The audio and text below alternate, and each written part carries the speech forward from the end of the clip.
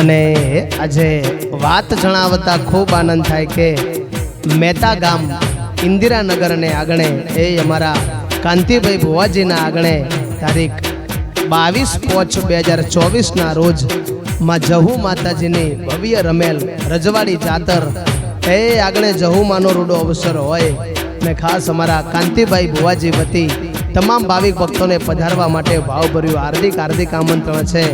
માં જહુનો રૂડો અવસર હોય અને અમારા કાંતિભાઈ ભુવાજી ગવડાવતા હોય